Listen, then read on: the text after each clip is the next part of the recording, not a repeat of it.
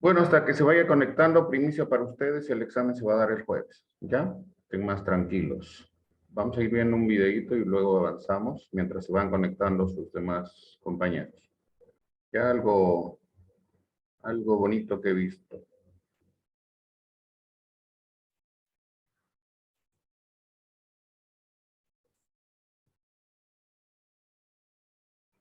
Un segundo, por favor.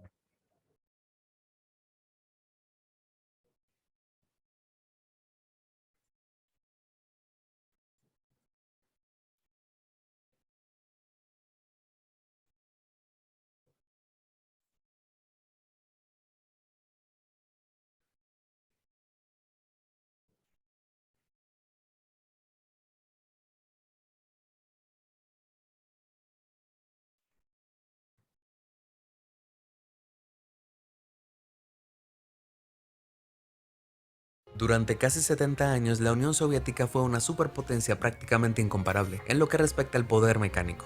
Invirtieron en muchos diseños experimentales para demostrar su poder al mundo, pero algunos vehículos que surgieron del Estado socialista fueron asombrosos por todas las razones equivocadas. Desde fortalezas con alas hasta camiones propulsados por tornillos e incluso platillos voladores, ningún diseño soviético era mucho o demasiado loco. Abróchate el cinturón y prepárate porque estamos a punto de echar un vistazo a algunos de los vehículos soviéticos más locos que no creerás que son reales.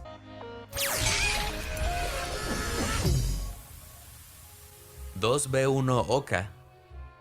En la Unión Soviética la idea de más grande es siempre mejor quedó bastante clara a partir de la creación del 2B1 Oka. Este modelo de artillería experimental bien dotado fue diseñado en 1957, justo cuando la Guerra Fría comenzaba a calentarse.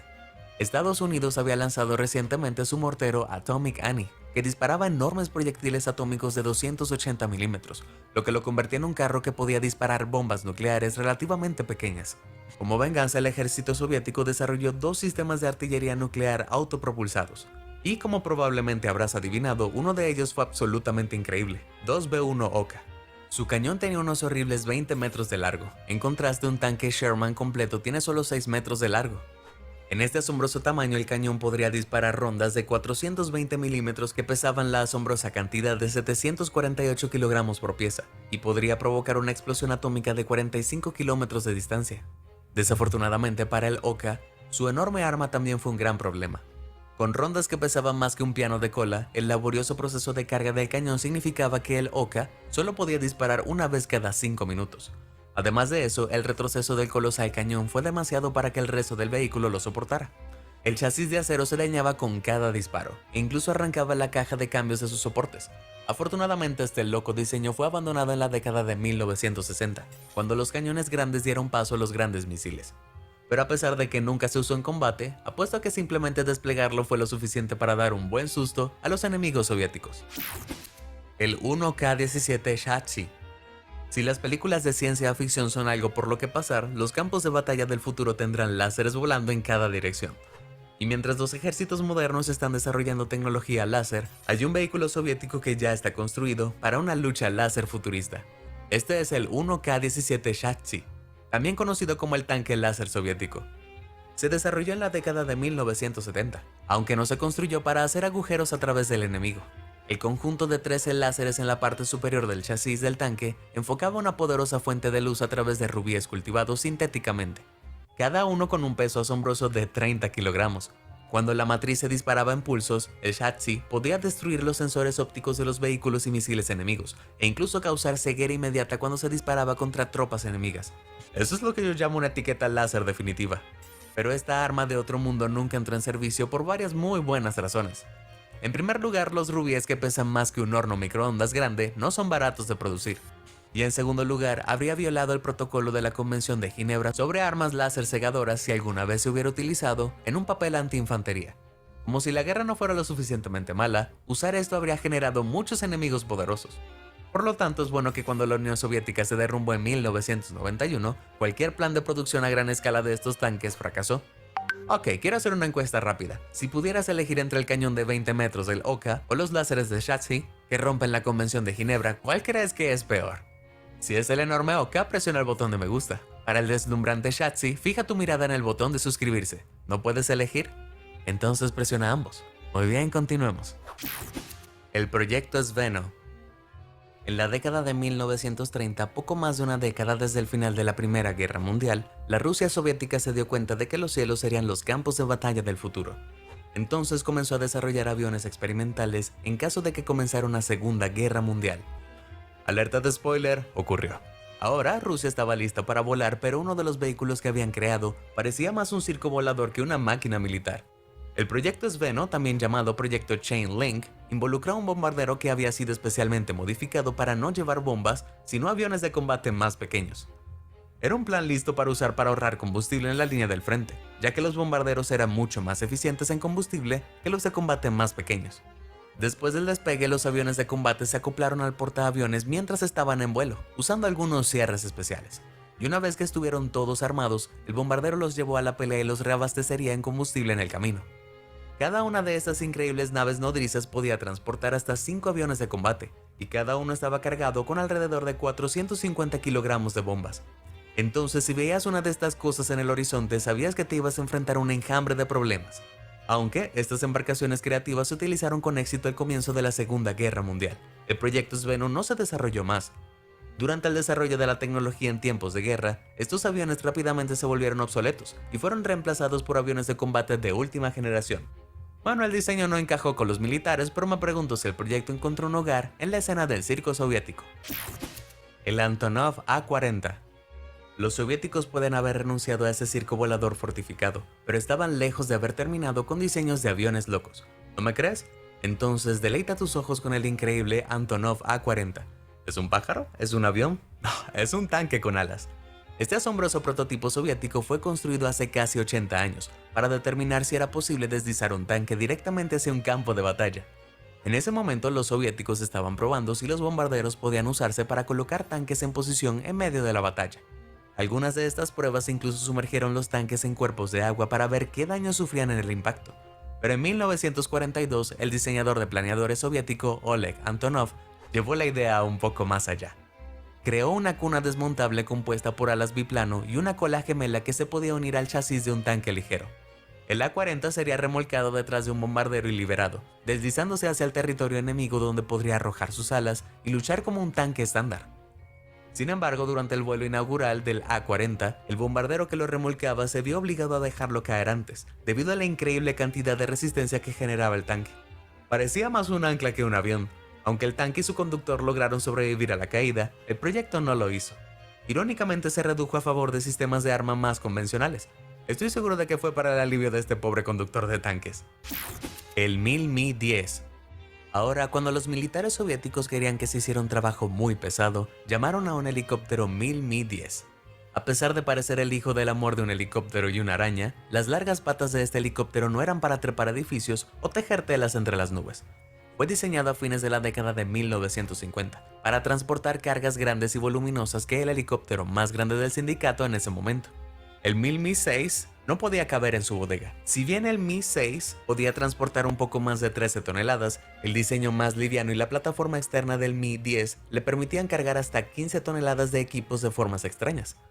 Con esas piernas largas y desgarbadas que lo hacen casi 10 metros más alto, el helicóptero podría rodar sobre sus cargas, sujetarlas a su fuselaje y volar con todo a remolque. Esto varió desde camiones y autobuses hasta edificios completamente construidos. Fue un espectáculo tan extraño e impactante de contemplar que el Mi-10 apareció en demostraciones y espectáculos aéreos en todo el mundo para demostrar su característica única. A pesar de que la producción en masa de este loco diseño de grúa voladora no despegó, se produjeron 55 Mi-10 durante la década de 1960, y algunos todavía estaban en uso hasta 2013. Supongo que un buen par de piernas nunca pasa de moda. El Ka-84 Ekaterinburg. Desde la década de 1950 hasta 1997, la Unión Soviética y más tarde Rusia construyó un total de 245 submarinos de propulsión nuclear. Esto fue más que todas las demás naciones juntas, pero la obsesión por los submarinos soviéticos casi provocó uno de los peores desastres nucleares en la historia. En 2011, el submarino de misiles balístico de propulsión nuclear Ka-84, también conocido como Ekaterinburg, hizo una parada rápida en un dique seco. Construido en 1982, el submarino de casi 167 metros de largo funcionaba con 2 reactores nucleares y podía transportar hasta 16 misiles nucleares. pero durante algunos trabajos de soldadura de rutina se produjo un incendio fatal a lo largo del andamio de madera que rodeaba su proa. Esto se extendió rápidamente al propio submarino, y durante todo un día de infarto los bomberos lucharon por controlar el incendio. El submarino llevaba solo 4 misiles nucleares en ese momento, pero si hubiera explotado, habría causado un accidente nuclear comparable al infame colapso de Chernóbil.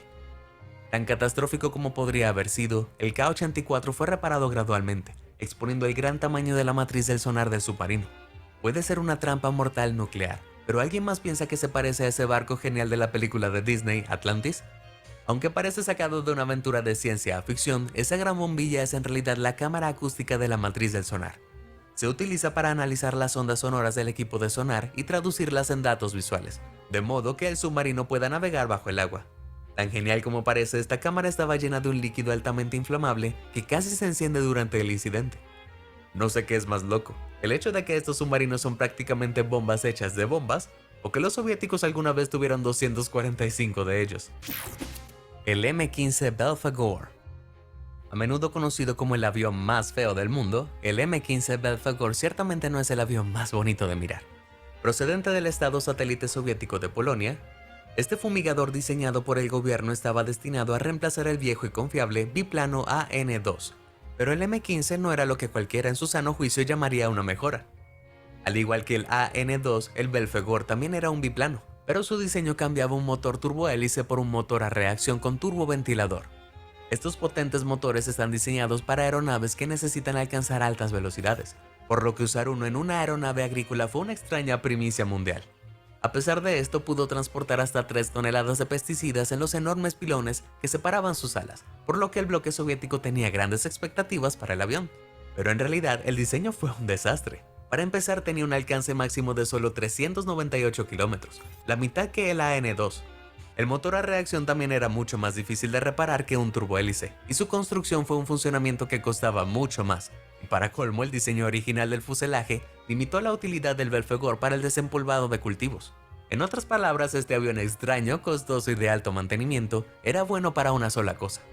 Si bien la Unión Soviética tenía planes de fabricar miles de ellos, la producción de este avión polaco se encasilló en 1981, gracias a Dios. El Lund Class Ekranoplan. Uno de los vehículos más inusuales de la Guerra Fría, o de cualquier época, tiene que ser el Lund Class Ekranoplan. Y con una extensión de 43 metros, esta extraña bestia solo podría caber dentro de las líneas de un campo de fútbol americano estándar. Puedes pensar con todas esas alas y motores a reacción que es una especie de avión soviético, pero esta increíble máquina es en realidad un híbrido barco-avión. En lugar de volar a los cielos o atravesar el mar, el Ekranoplan explota algo llamado efecto de ala en el suelo. A medida que vuela más cerca del suelo, la presión del aire se acumula entre sus alas de forma especial y la superficie debajo. Esto crea un colchón de aire debajo del avión, permitiendo que todo el vehículo flote unos centímetros sobre la superficie de un lago u océano. Y al montar 8 motores turborreactores en la parte delantera, este gigante podría viajar a una aterradora velocidad de 547 km por hora. No solo eso, sino que su gran tamaño significa que podía transportar más de 110 toneladas, por lo que tenía la capacidad de un barco con toda la velocidad de un avión. Además de eso, ¿puedes ver esos 6 cilindros gemelos que recubren su parte superior? Estos no son confetis de fiesta, son lanzadores de misiles. Con toda esa velocidad y potencia de fuego, estos monstruos fueron diseñados para eliminar cualquier portaaviones estadounidense entrante que se entrometa en aguas de la Unión. Un prototipo entró en el servicio militar en 1987, pero cuando el régimen soviético se derrumbó 4 años luego, este híbrido de bajo vuelo se quedó para acumular polvo. Aunque si Rusia tuviera que luchar contra un gran monstruo marino, creo que sé qué máquinas sacarían del retiro. Proyecto Ekip. Por mucho que odie admitirlo, los teóricos de la conspiración amantes de los sombreros de hojalata tienen razón. Los ovnis existen, pero no provienen del espacio exterior, provienen de la Rusia soviética. Saluda al Ekip, el avión soviético que parece fabricado en Marte. Conceptualizado en 1978, este platillo volante ruso no se parece a ningún otro avión de su tiempo, o de nuestro tiempo ahora que lo pienso. Su llamativo diseño abovedado se basó en aviones que no tenían ningún fuselaje distinguible, como ciertos bombarderos furtivos y aviones de reconocimiento. La forma elíptica actuaba como una ala grande, y con sus motores turborreactores, este extraño platillo podía confiar en la tecnología de colchón de aire para despegar y aterrizar, como el Ekranoplan. Esto significaba que podía despegar tanto del suelo como el agua. Era un concepto verdaderamente extraño, pero un avión todoterreno era obviamente atractivo para el ejército de la Unión Soviética, sin importar cómo se viera. A medida que se desarrollaron los prototipos, los ingenieros estimaron que este diseño altamente aerodinámico solo consumiría 14 gramos de combustible por pasaje kilómetro. Por el contrario, los aviones regulares en ese momento usaban 45 gramos de combustible por pasajero kilómetro, y las implicaciones comerciales que esto tuvo fueron enormes. Entonces, los modelos más grandes como el L3 fueron diseñados para transportar hasta 400 pasajeros, y otros incluso podrían llevar pasajeros junto con sus autos.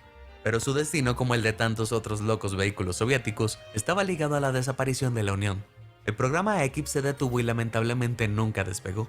Pero si lo hubiera hecho, ¿podrías imaginar cómo serían nuestros aeropuertos hoy? ¿Harías un viaje en un platillo volador sobre un asiento económico cualquier día? El Bartini Beriev BVA-14. Muchos de estos vehículos experimentales soviéticos parecen sacados directamente de películas de ciencia ficción, pero el Bartini Beriev BVA-14 podría haber inspirado uno. Se parece mucho al halcón milenario de Star Wars, pero fue creado en 1972, casi 5 años antes de que Star Wars llegara a la pantalla grande. Parece que George Lucas tiene que darle algunas explicaciones serias. El BVA significa en ruso avión anfibio de despegue vertical.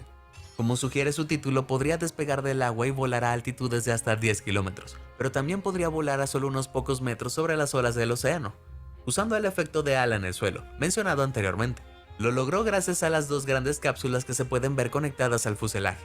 Los dos motores en la parte delantera crearon un colchón de aire al dirigir el escape hacia canales estrechos entre el fuselaje y las cápsulas, lo que permitió que el avión pasara por encima de las olas. Necesitaba esta capacidad de bordear el mar para destruir los misiles submarinos Polaris de Estados Unidos, que mantuvieron despierta a la Unión Soviética durante la noche durante la Guerra Fría. Inicialmente el BBA-14 se diseñó con 12 motores de elevación para capacidades de despegue y aterrizaje verticales, pero estos nunca se instalaron. Y después de que su diseñador falleciera en 1974, este proyecto chocó contra una pared. Los dos prototipos que se construyeron se retiraron en 1987, aunque su legado claramente sigue vivo en la franquicia de Star Wars. El ZBM 2901. Los vehículos todoterreno están diseñados para conquistarlo todo fuera de la carretera. Con ruedas enormes u orugas pueden trabajar rápidamente en cualquier tipo de terreno y lucir increíblemente geniales al hacerlo. Pero en la década de 1970, en un esfuerzo por pensar fuera de la caja, los ingenieros de la Rusia soviética trajeron el ZBM 2901 de extraña propulsión a tornillo a la mesa. Habían fusionado la cabina de una camioneta UAZ-452 con dos enormes tornillos huecos, cuyas palas se clavaron en el terreno e impulsaron el vehículo sobre él. El resultado fue un vehículo que podía atravesar pantanos espesos, millas de barro e incluso flotar sobre el agua. A pesar de que era prácticamente imparable, el uso de tornillos le costó al vehículo su velocidad. Con un motor de 152 caballos de fuerza podría llegar a solo 24 km por hora, y navegar a través del agua lo redujo a 9 km por hora. Se habían basado en diseños similares de la historia de propulsión por tornillo como el Chrysler's Marsh Screw Amphibian, que fue abandonado debido a velocidades máximas ridículamente bajas. Sin embargo, eso no disuadió a la Rusia soviética de intentarlo. Si bien el diseño experimental fue increíblemente llamativo, las velocidades de los vehículos y las aplicaciones de los vehículos con orugas y neumáticos fueron muy superiores, y así, lamentablemente, este diseño chiflado quedó en el pasado.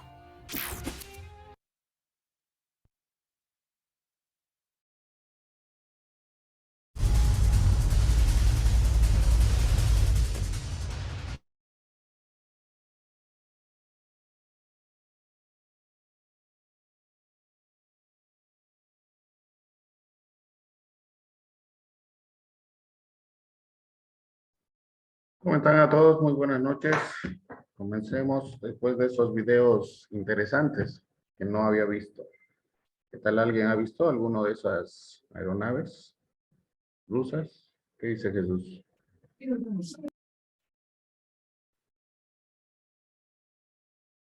No, Listen, la verdad no había visto. Pero bueno, ¿qué es lo que harán después, no? Ya sabemos el uso de la tecnología, los cambios que van a haber. Bien, como les decía al comienzo, para que no estén intranquilos, el examen, la primera evaluación se va a dar el día jueves, ¿ya? Para todos, para que estén más tranquilos. Ya Jessy ya estaba llorando. A ver, Nada, no estaba llorando. Dice que se me ocurrió venirme desde la doble vía hasta mi casa, desde el sexto anillo, en bici, y me duele pues, las no, piernas y todo. no puede sentarse entonces. Muy bien. ¿Qué haremos, no? ¿Qué pasará mañana? Al final no se sabe absolutamente nada. Creo que han empeorado las cosas con todo lo que se está hablando y ahora ya quieren volver a que quieren el 2023. Al final no sé qué quieren o qué van a querer. ¿Qué quieren ustedes? Clases en idea, presenciales, ¿no? Bien. Ok, ni modo, veremos qué es lo que pasa, pero lamentablemente la cuestión política perjudica a todos y nos sigue perjudicando. Muy bien. Hoy nos toca el grupo 4 que está conformado por Marcelo Oscar. ¿Está Marcelo? Ah, no. Y Rafael Quintana. Sí, Lizan. Sí, Kevin. Otra vez Kevin. El día jueves vamos a dar el examen y va a exponer primero. Bueno, el examen si es presencial, si se soluciona esta mañana, lo hacemos antes de irnos, ¿ya? Si empezamos igual 9 menos 10, más o menos, si es presencial, y el que acaba se va. Y si no, de 9 a 9 y media en la plataforma. ¿Listo? Al día jueves, para que no se estresen mucho.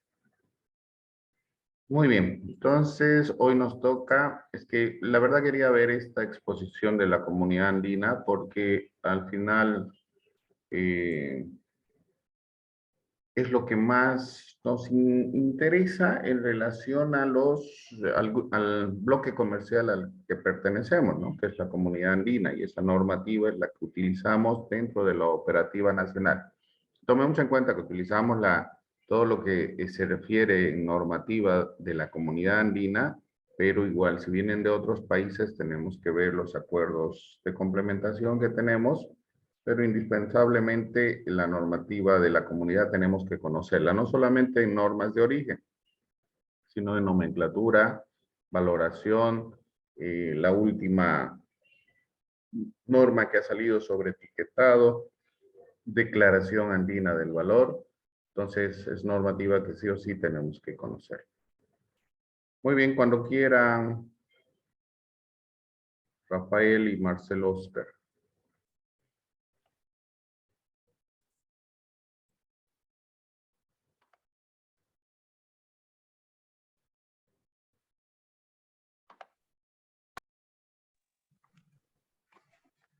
Buenas noches, Lisa. Buenas noches, compañero.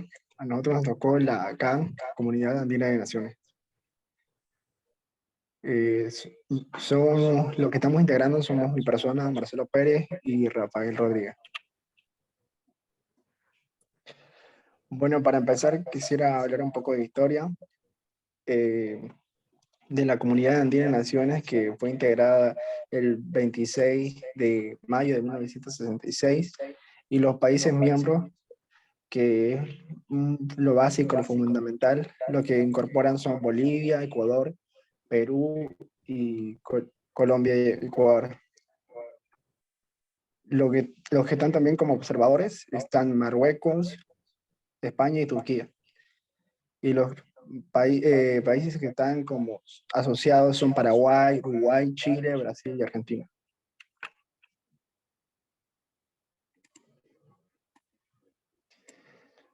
Normas de origen.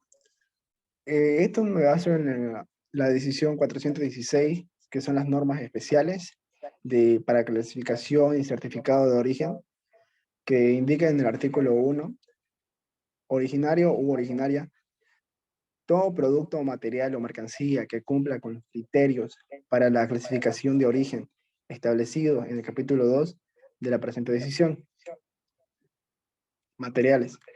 Las materias primas, los productos intermedios y las partes y piezas incorporadas en la elaboración de las mercancías. Una de las normas del capítulo del artículo 1 indica que los productos como la ganadería, la pesca, la agricultura o los mismos productos reciclados podemos vender o reutilizar, y en el caso de los productos reciclados podemos dar una reutilización para materias primas.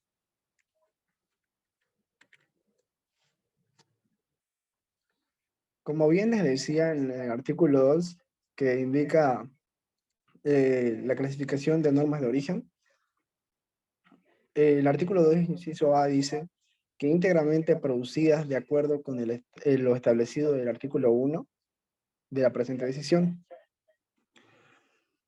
En caso, como bien decía, de los alimentos, los minerales y la pesca, son cosas que nosotros mismos producimos y que son de origen. En caso de los animales, se puede decir que un ejemplo, digamos que traigo animales de raza pura, caballos, y los animales acá tienen su cría, y estos animales ya se consideran originarios de Bolivia, por más que sus padres sean de otro país. En la pesca, igual le puedo decir que pues, tenemos barcos, buques que están en otro, tenemos permisos, autorizaciones para poder hacer pesca, pero siempre y cuando lleve la bandera boliviana se considera a los pescados que son de origen boliviano. A ver, relativo a ese aspecto, para que no se nos vaya la información, ya hemos comentado, ¿no? En la anterior clase respecto a esto, he preguntado si teníamos buques o teníamos barcos que realizaban pescas en los mares. Algunos han dicho que no, pero en realidad sí tenemos, no son nuestros, ¿no? No son nuestros. La mayor parte de los, no mayor, todos los buques pesqueros que tenemos a nivel internacional solamente tienen nuestra bandera boliviana, ¿sí? El Estado, el gobierno es el que alquila la bandera boliviana, pero obviamente se hace un seguimiento, seguramente por el Ministerio de Relaciones Exteriores, referente a que si esos buques pesqueros, y hay esos buques inmensos que son buques llamados fábrica, pueden pescar, obviamente en aguas internacionales, y hacer el envasado de atunes, sardinas, etcétera, ¿no? Y como son buques pesqueros y son buques que son empresas, digamos, la marca, no la marca, el origen tiene que salir como boliviano, porque tiene bandera boliviana, ¿no? Y en caso de los animales, como comentaba, sí, si traigo un animal que es de raza pura de otro país, ¿no? Pero tiene sus crías aquí en Bolivia, entonces esos animales que nacen en Bolivia son considerados originarios del país. Muy bien, continúa, por favor.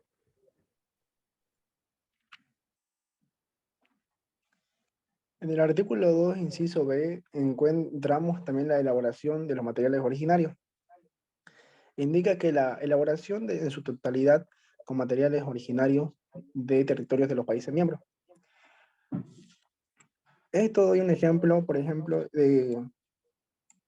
digamos que la pintura viene de un país miembro, digamos de Colombia, y la madera es de Bolivia, los materiales de Ecuador, como la bisagra, y al final se considera un producto hecho en Bolivia, ya que en Bolivia se está produciendo por más que estemos haciendo con materiales de otros países, porque al final tienen un origen, ya que son países miembros igual de la CAN.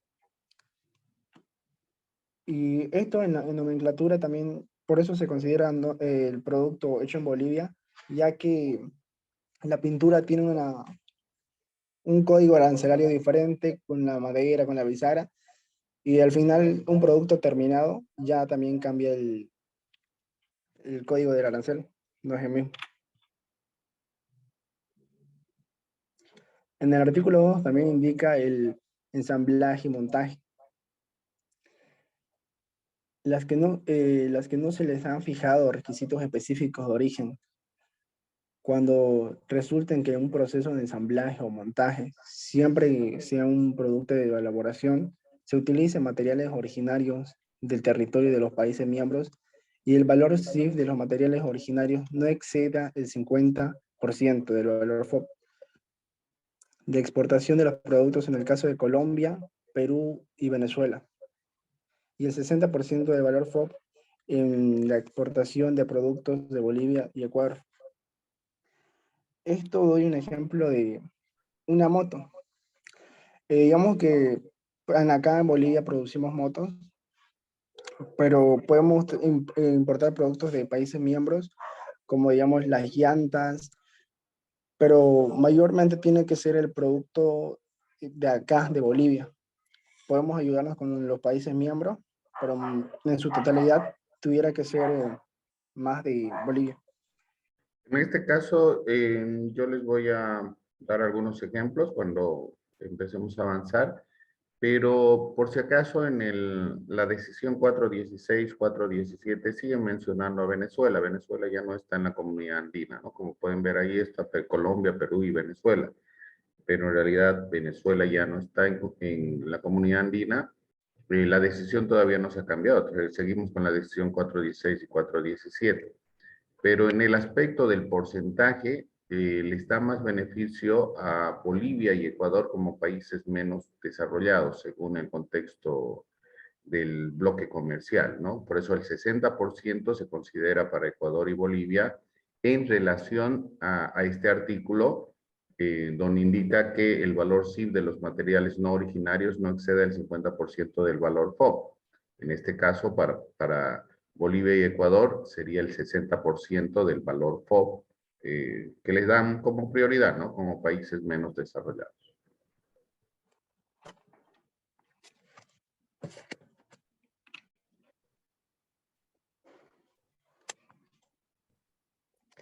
El artículo 2 también nos indica los productos no comprendidos o saltos de partida arancelaria.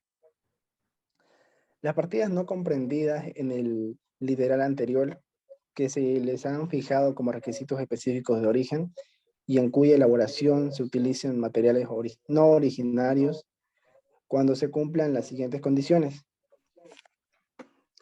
Un ejemplo de esto, yo me baso en la cerveza. Por ejemplo, se utiliza cebada, maíz, también se utiliza agua y materiales fermentados. Cada producto tiene diferente partida arancelaria.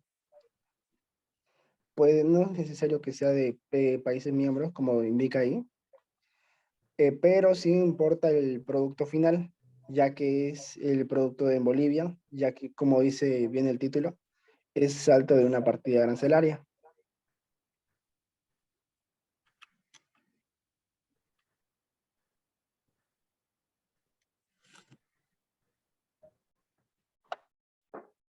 Buenas noches, Licen. Continuando con la exposición sobre las normas de origen de la CAN, las normas de origen son fundamentales para asegurar que los beneficios del mercado ampliado alcancen solo a las mercancías de los países comprometidos en un proceso de integración. A través de ellas se establecen las condiciones mínimas que debe cumplir una mercancía para ser considerada originaria de un país andino. Las mercancías elaboradas en un país miembro que cumplan con la norma de origen comunitaria podrán beneficiarse del programa de liberación andino, es decir, la eliminación de los gravames o las restricciones de todo orden para aquellos bienes calificados como originarios de un país miembro. A nivel comunitario, la normativa andina considera diferentes criterios para calificar a una mercancía como originaria de un país miembro. Entre ellos, la mercancía íntegramente producida, elaboradas en su totalidad con materiales originarios de los países miembros, mercancías que cumplen con requisitos específicos de origen, mercancías elaboradas con materiales no originarios que cambien de partida arancelaria, los 4 dígitos, y que sean sujetas a un proceso productivo en un país miembro, criterios de contenido regional para los casos en que las materias no originarias que no cumplen un salto de partida o cuando las mercancías son ensambladas o montadas finalmente cuando se exportan juegos o surtidos. La siguiente. A nivel comunitario, la normativa andina considera diferentes criterios para calificar a una mercancía como originaria de un país miembro. Entre ellos, mercancía, está repetido, Marcelo.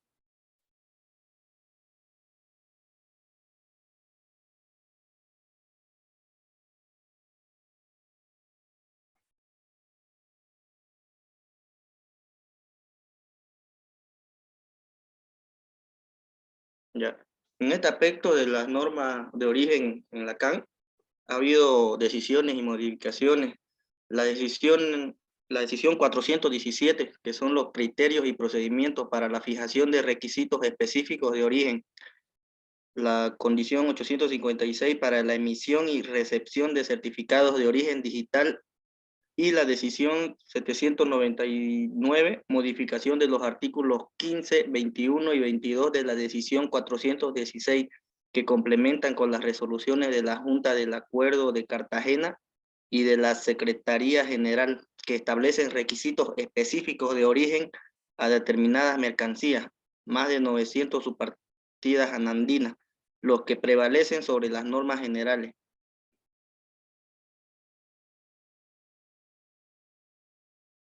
Este convenio automotor es referente a los automóviles. Es de la resolución 323 de 1999. Esta es una sustitución de las resoluciones del 336 y 442 de la Junta del Acuerdo de Cartagena. Esto habla específicamente sobre los requisitos de origen para los productos del sector automotor. Y como le venía explicando, de la resolución 336 del año 2000, una publicación del acuerdo suscritos en desarrollo del convenio de complementación en el sector automotor. También la resolución 2147 de 2020, una publicación de la adenda, el acuerdo sobre procedimientos para implementar el requisito específico de origen del sector automotor, incluido en la resolución 336. Cambiarle la siguiente.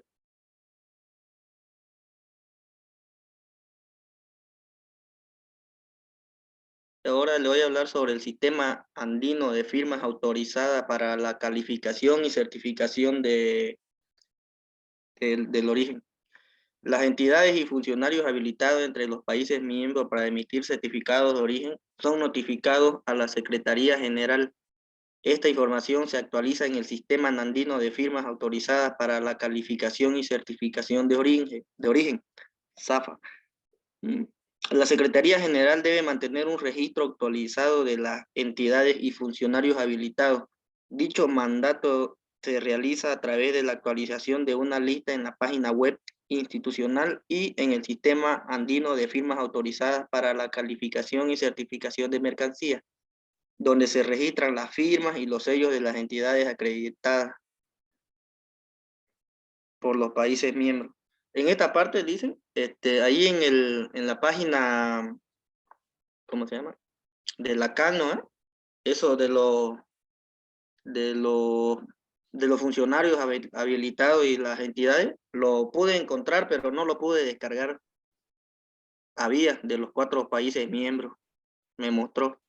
Sí, en realidad dentro de la comunidad andina es un poco restringido, pero lo mismo que saca el sistema andino de firmas autorizadas para la calificación y certificación de origen, que son para los 4 países miembros, obviamente, de la comunidad andina, es lo mismo que lo que hemos visto hace 2 semanas o la anterior semana referente a las firmas autorizadas que están en la página de la Asociación Latinoamericana de Integración, ¿verdad? Que reúne a todos los países de Latinoamérica. Que ahí sí se puede verificar, se puede ver qué funcionarios dentro de en Bolivia, en nuestra institución es el CENAVEC, Servicio Nacional de Sí, Verificación. Servicio Nacional de Verificación de Exportaciones, y ahí están los nombres y firmas autorizadas de los que aún están trabajando en el CENAVEC, ¿no? Y de los que han dejado de trabajar. sí, correcto. Pero como le decía, no lo pude añadir a la diapositiva porque no me daba la opción. La siguiente, por favor, con Marcelo. En esta imagen les quería mostrar el formulario de acreditaciones de entidades y funcionarios para emitir el certificado de origen. Ese es el registro que se debe rellenar para que obtengamos, ¿no?, un certificado de origen. Y aquí indica, en el campo 1, indica el país miembro correspondiente. En el campo 2 es la entidad habilitada. Campo 3, la fecha de caducidad de la firma. Campo 4, el nombre o la denominación de la entidad habilitada. Campo 5 es la dirección, teléfono, fax, email y los datos. En el campo 6 indique si la autorización comprende el universo arancelario. La Para, siguiente. sí, perdón, ha ido más. Perdón, sí, sí, Déjalo. La anterior. la anterior. Bueno, es lo mismo, ¿no? Y vas a continuar con la 7. Pero para que quede claro, por si acaso esto no es un certificado de origen. Es un formulario para que acredites a los funcionarios y a las entidades competentes, digamos. En este caso, dentro de la comunidad andina, te emiten, o Bolivia tiene este certificado, y el Cenavex, ¿qué hace? Llena todos los datos y también ponen al funcionario habilitado. No es un certificado de origen, sino es una acreditación. Y esto se envía, no solamente se maneja dentro de la comunidad andina, también se maneja dentro de la LADI, porque cada que un funcionario deja de trabajar en el Cenavex, tiene que llenar el Cenavex este formulario, y por medio de la entidad que competente lo envía a la Asociación Latinoamericana de Integración, para que ellos ya en su página pongan que ya no está trabajando el funcionario. O cuando ingresa un nuevo funcionario, hacen lo mismo, ¿no? Por eso se llama formulario de acreditación de entidades y funcionarios, ¿no? Y si hablamos de autorizaciones, el universo de arancelario son muchos, bueno, la mayoría del Cenavex firman por todas las partidas arancelarias del arancel de importaciones de nuestro país. La siguiente, Marcelo.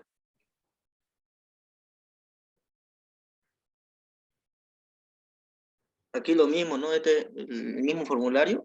Y ahí les digo indicando los campos 7, que es la autorización del universo arancelario. El campo 8 y 9 son los nombres y apellidos del funcionario autorizado para suscribir certificados de origen.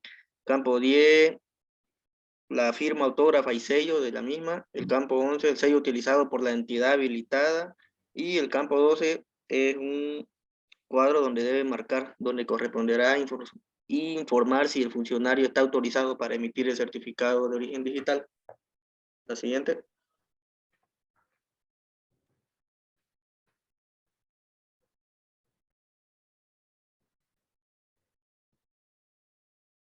Aquí en este cuadro están lo que vienen a ser las autoridades competentes para la certificación y verificación de origen. Es lo que hablábamos hace un momento, ¿no? ¿Se acuerda lo que le dije? Ahí está Bolivia, Colombia, Ecuador. En Bolivia es el Cenabec, en Colombia son La Dirección de DIAN. Impuestos y Aduanas Nacionales, ¿sí? Ecuador igual, el Ministerio de Producción y Comercio, y Perú, el Ministerio de Comercio y Turismo. Y ahí están los funcionarios habilitados. Ese es un funcionario, la dirección y todo. No, en realidad este es el jefe o el encargado del Cenavex, ¿no? Los Sí, correcto. funcionarios no son estos los funcionarios, ¿no? Cada No, uno de por eso, los... del CENAVEC, Ya, la ok. entidad habilitada en cada país. Son los jefes, ¿no? Director general ejecutivo, ahí es Roberto Ojeda, que no creo que sea él ahora. Ya, continúo. Ahí finaliza. Ya, muy bien, Rafael, muy bien. Pueden dejar de compartir. Muchas gracias, pero en realidad hubiera querido un poquito más. Bueno, conmigo lo vamos a analizar la decisión 416 o 417, porque de la decisión 416 solamente han hablado del artículo 1 y 2, ¿no? Son más artículos. Y eso quería ver para que podamos analizar que la normativa de cualquiera de los países o los acuerdos que ustedes están haciendo para su trabajo final, que sí tiene que ser con carátula, por si acaso. Tienen que ser presentados, obviamente, por cada uno de los acuerdos de complementación económica. Y si vamos a ver la decisión 416 o 417, a ver si la tengo por aquí.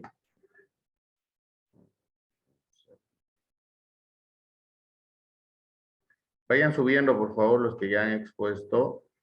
Y a ver, está, ahorita voy a llamar lista.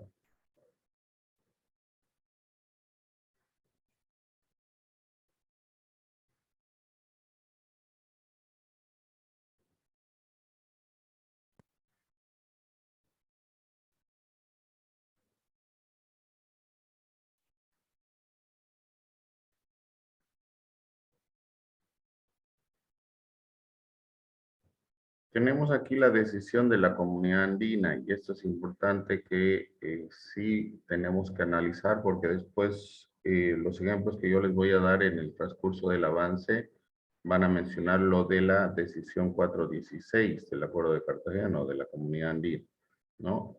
No se han modificado, deberían haberse modificado ya respecto a los países, ¿no? Siguen mencionando a Venezuela como país miembro.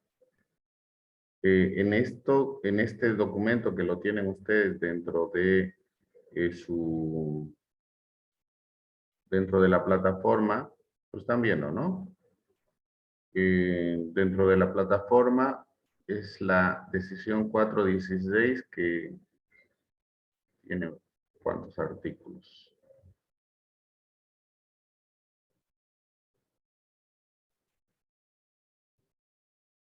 Tiene 23 artículos, ustedes han mencionado solo 2. Y la decisión 417, que son los criterios y procedimientos para la aplicación de requisitos específicos. Esto de requisitos específicos es algo importante porque estos requisitos específicos de origen, conocidos como reos, ¿sí? A nivel acuerdos de complementación o normas de origen, son los que finalmente están por encima de las mismas decisiones. Es lo que uno puede quedar con los demás países. Yo con Chile, perdón, Bolivia con Chile queda con un requisito específico de origen fuera de la resolución 252, porque les he dicho que el acuerdo de complementación económica hace 22 y hace 47 manejan la normativa de la LADI, que es la resolución 252, ¿no? Pero dentro de la comunidad andina, los cuatro países hemos tomado como normativa la decisión 416 y 417 referente a normas de origen. ¿Sí? Esto lo vamos a revisar un poco. ¿Está bien? Entonces, ahorita voy a volver a completar, voy a volver a compartir para que analicemos un poco la decisión 416. Y en la página hay más información, señores. Está bien lo que han hecho, pero tenemos dentro de la comunidad mucha información referente a normas de origen. Bien, vamos a llamar lista. Chávez, Gary. Presente, Lisa. Gary, no te has presentado a la exposición, ¿no? Erwin. Presente, licenciado. Juan Jesús. Presente, dicen. Kevin. Presente, licenciado. Presente. Belén. Presente, Lisa. Daniela. Presente, Alicia. ¿Qué dice las noticias, Daniela? ¿Algo nuevo? Que va a seguir el paro. Luis Alessandro. Presente, Licen. Marcelo Oscar. Presente, Licen. Rafael. Presente, Lisa. Mayra.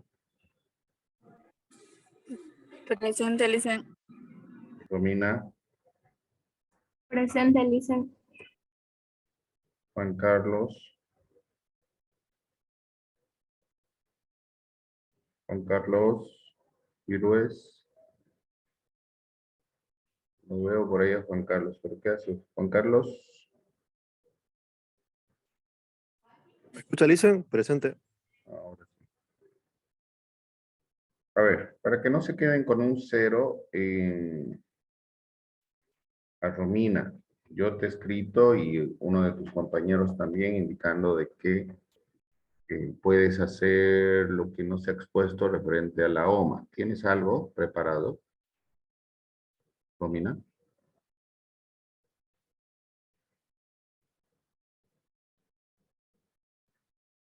Romina, No, Licen, ahorita no. bien.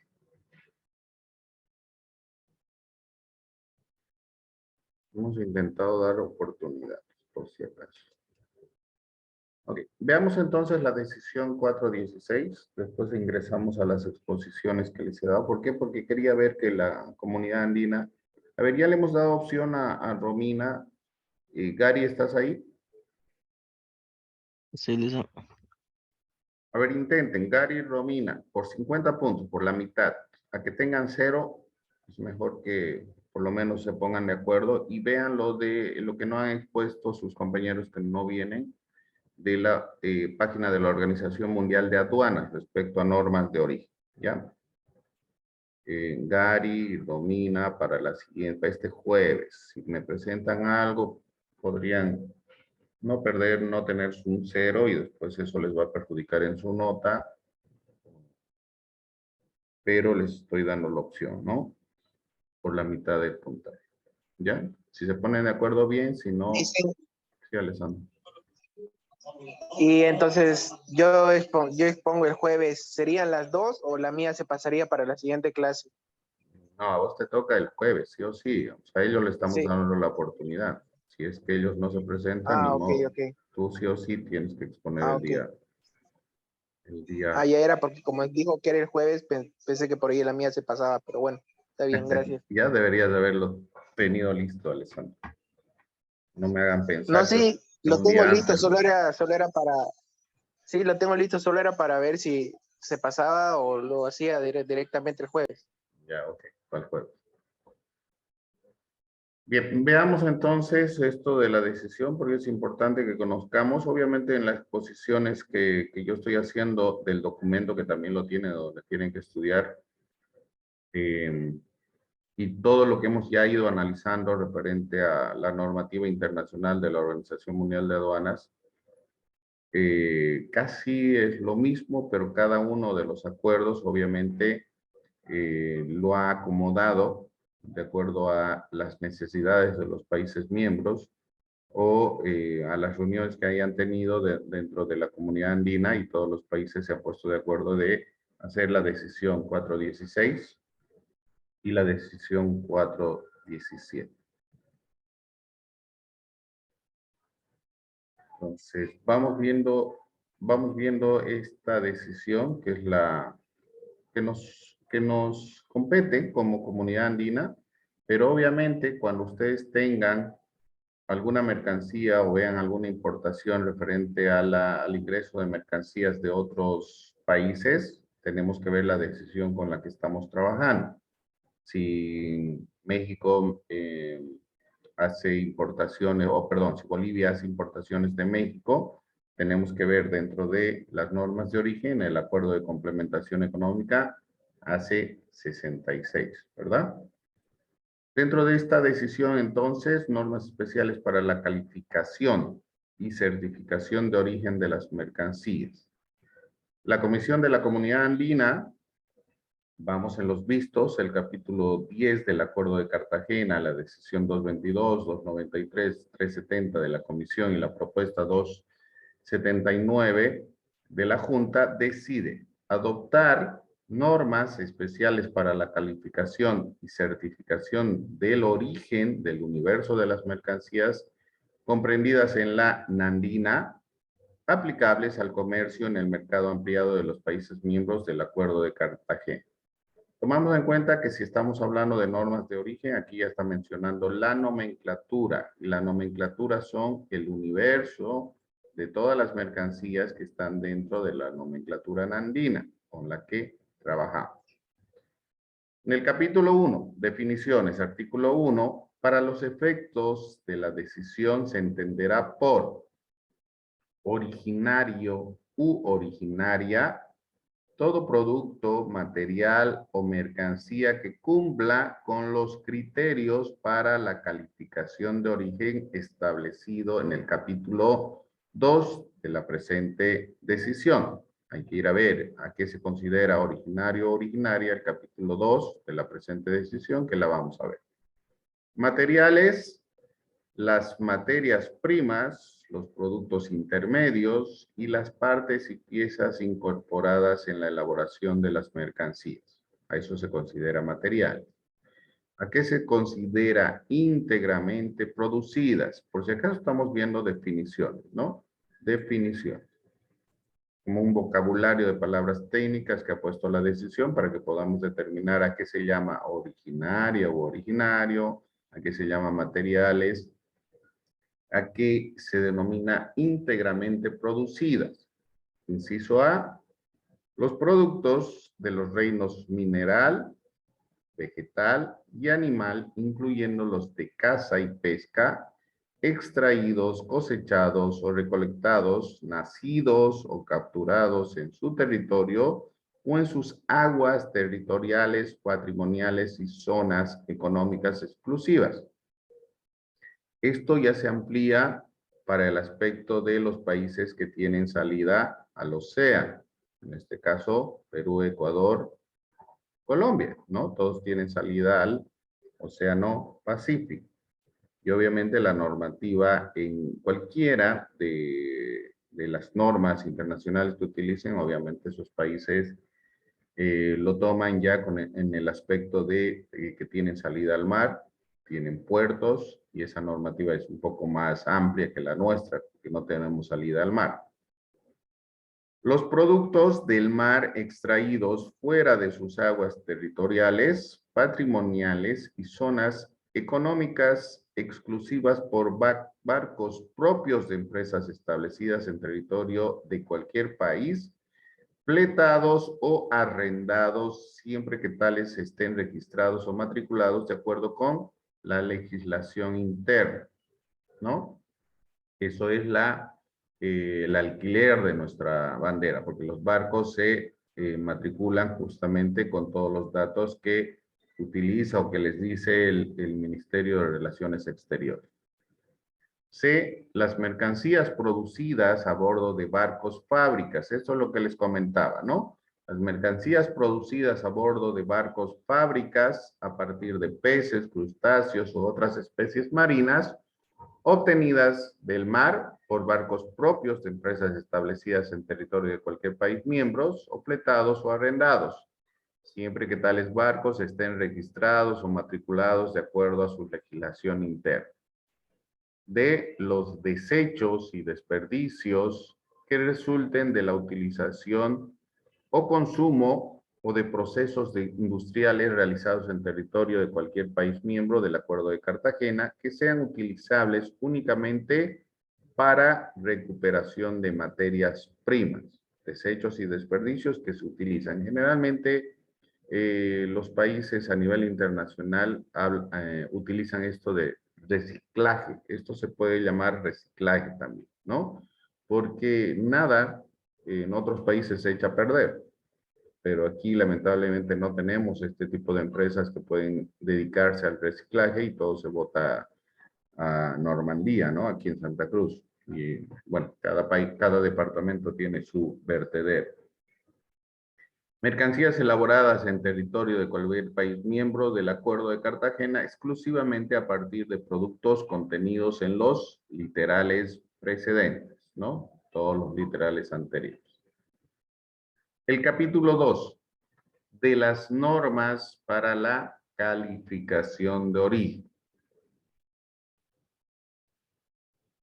El artículo 2 indica, para los efectos del programa liberación previsto en el Acuerdo de Cartagena y conforme a lo dispuesto en la presente decisión, serán consideradas originarias del territorio de cualquier país miembro las mercancías A, íntegramente producidas de acuerdo con lo establecido en el artículo 1 de la presente decisión, íntegramente producidas, extraídas, cosechadas, etc. B, elaboradas en su totalidad con materiales originarios del territorio de los países miembros. Podemos utilizar materiales de Colombia, Ecuador, y para poder terminar una mercancía es considerada como originaria porque estamos utilizando materiales originarios dentro del territorio del acuerdo. Y C, que cumplan con los requisitos específicos de origen. Estos son los famosos reos que les comentaba.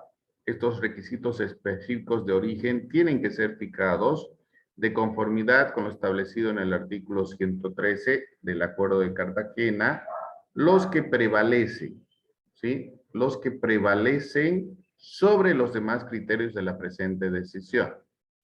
Si yo me pongo de acuerdo con alguno de los países y pongo un requisito específico de origen, es como en un contrato, pongo una adenda o pongo una nota al final donde especifico algo, eso prevalece sobre los criterios que estamos hablando, ¿no? Por eso es importante también los requisitos específicos de origen para que nos puedan dar al emitir el certificado de origen, la prioridad de que podamos emitirlo como si fuese producción, bueno, sí es producción de nuestra, pero en ese requisito puede decir ya, porque es Bolivia, un 30%, un 50%, un 60% más de lo que hemos quedado, ¿verdad? Dentro de de los criterios de clasificación.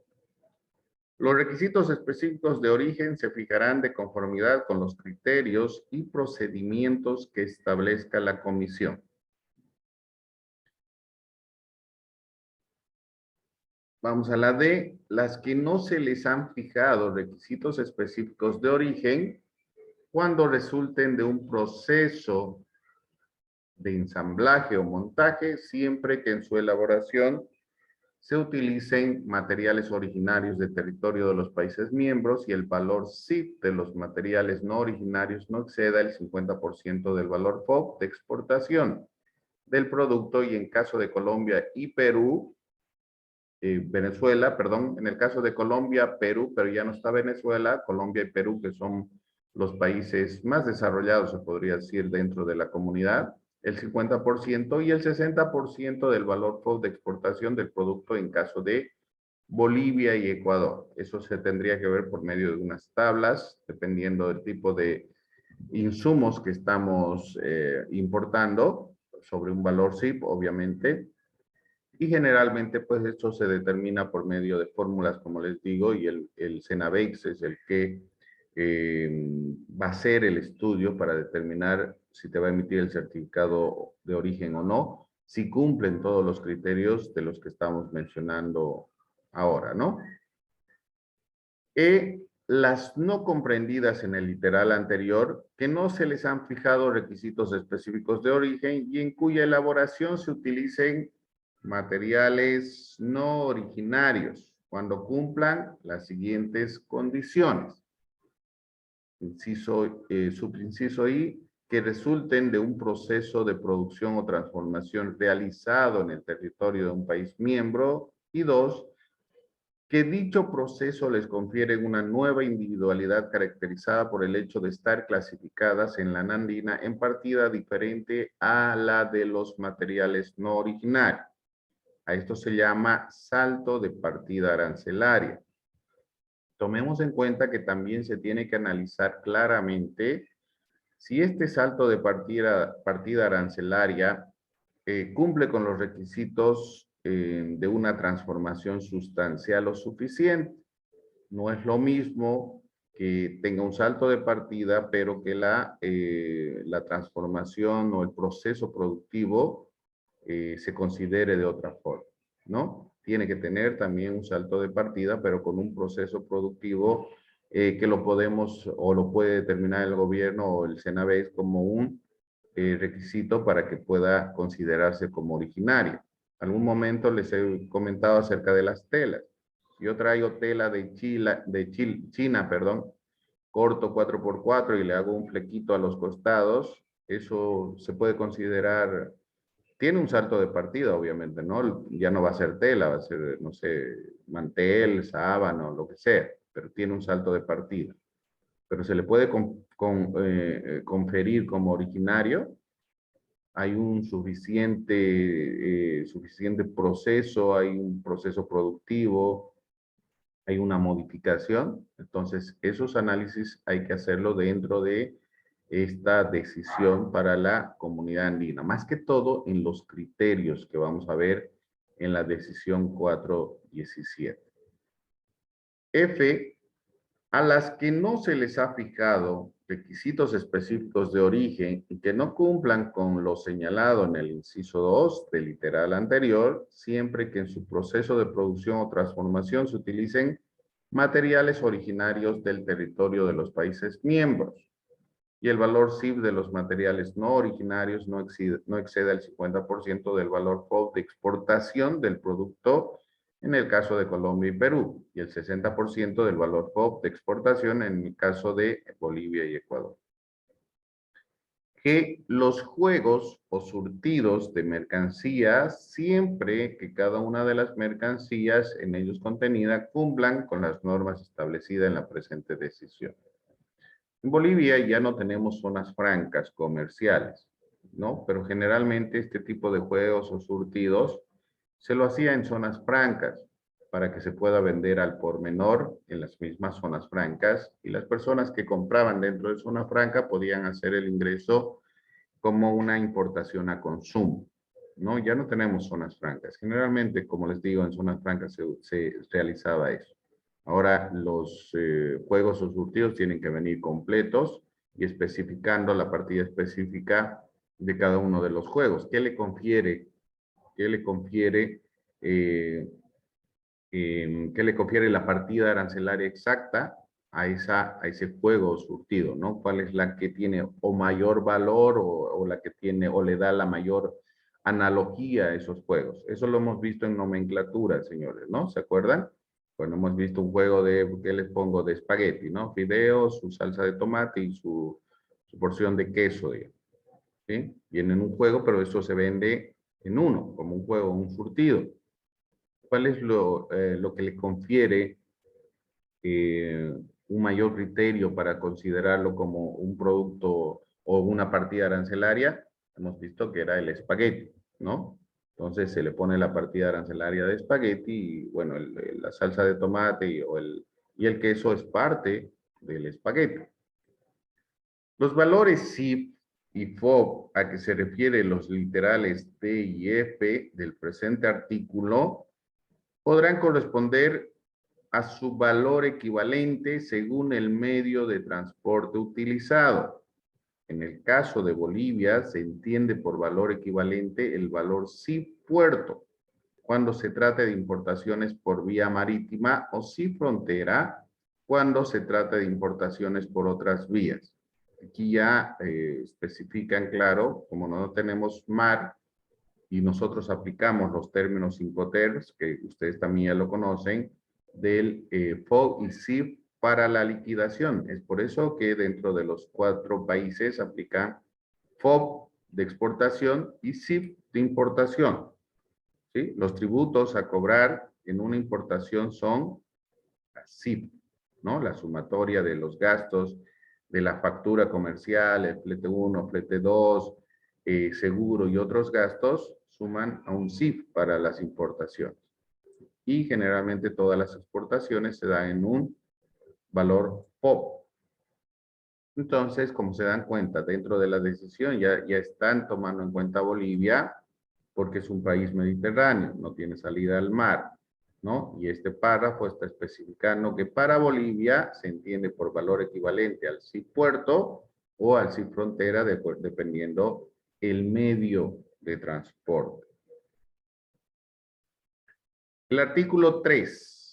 Los envases, empaques, estuches, embalajes, envoltorios y similares presentados conteniendo las respectivas mercancías se consideran originarias si las mercancías, si la mercancía principal cumple con los criterios de origen de la presente decisión. Esta disposición no será aplicable a los envases, empaques, estuches, embalajes, envoltorios similares cuando estos se presenten por separado o le confieran al producto que contiene su carácter esencial. Tomen en cuenta que en cuestiones de liquidación, valor POP se considera al envase, al empaque y al embalaje. Ese es el valor POP que se les da para una liquidación aduanera. Justamente si una mercancía viene con el envase, empaque dentro de un estuche, dentro de un embalaje, no van a ver si la caja o el pallet es de otro país. Eso ya es parte de la mercancía y son considerados originales. Ahora, si vienen estos empaques, estas bolsas, no sé, o algunos estuches en forma individual, ¿no? Se le va a dar o se le va a conferir el origen de dónde vienen esos estuches, embalajes o envoltorios, siempre y cuando vengan de forma individual, obviamente, ¿no? Para cuestión, vuelvo a repetir, para cuestión del valor FOB, ¿sí? Del valor FOB que manejamos en cuestiones de liquidación, los envases, empaques, embalajes, envoltorios forman parte del valor FOB y si está en la mercancía, obviamente son considerados de la mercancía u originarios, ¿ya? Para que se den cuenta. El artículo 4. A petición de parte, la Secretaría General podrá establecer requisitos específicos de origen para la calificación de mercancías elaboradas en países de fuera de la subregión, utilizando materiales originarios de los países miembros. La Secretaría General deberá asegurar que la adopción de este tipo de requisitos específicos de origen sea excepcional, debiéndose justificar cada caso ante la comisión. ¿Sí? Esto espero a petición de cada una de las partes. Tomen en cuenta, y un ejemplo que les doy referente a esto, son los criterios vinculantes que les he comentado en la nomenclatura arancelaria. ¿Sí? Un país puede equivocarse en una partida arancelaria, pero los 4 que se equivoquen, medio complicado, ¿no? Entonces, ¿qué es lo que hace? Cada una de las partes solicita a la Secretaría para que se pueda verificar si lo que Bolivia dice es lo correcto, si Perú dice es lo correcto, si Colombia dice es lo correcto. Y en caso de que no se pongan de acuerdo, obviamente, hacer la consulta sobre criterio de clasificación que les comento a, obviamente, la Organización Mundial de Aduanas. Ese criterio que emita la Organización Mundial de Aduanas es de cumplimiento obligatorio. Es por eso que la CAN se maneja en base a normativa vinculante. ¿Qué quiere decir vinculante? De uso obligatorio por las partes. ¿Ok? Muy bien. Artículo 5. La Comisión y la Secretaría General, al modificar estas normas para la calificación de origen o fijar requisitos específicos de origen, según el caso, establecerán para Bolivia el cumplimiento diferido y progresivo de dichas normas y requisitos de conformidad con el artículo 6 de la decisión 222, es donde nos da un poco más de privilegios para poder cumplir estas modificaciones, ¿no? No todo se llega a cumplir, bueno, en el transcurso de los años que han pasado, ya todas las decisiones son de cumplimiento de todos los países miembros. Tomen en cuenta que en los mismos acuerdos de complementación económica del trabajo que ustedes están haciendo, cierto tipo de mercancías, ¿sí? No tenían el desgravamen al 100%, algunas mercancías. Algunas han empezado con un 20%, 30%, 50%. Y progresivamente con los años, después de 2 años, después de 5 años, iban subiendo su desgravamen. Generalmente hoy en día, el desgravamen de todo el universo arancelario que indica dentro del arancel de importaciones de la Comunidad Andina es 100% de desgravamen.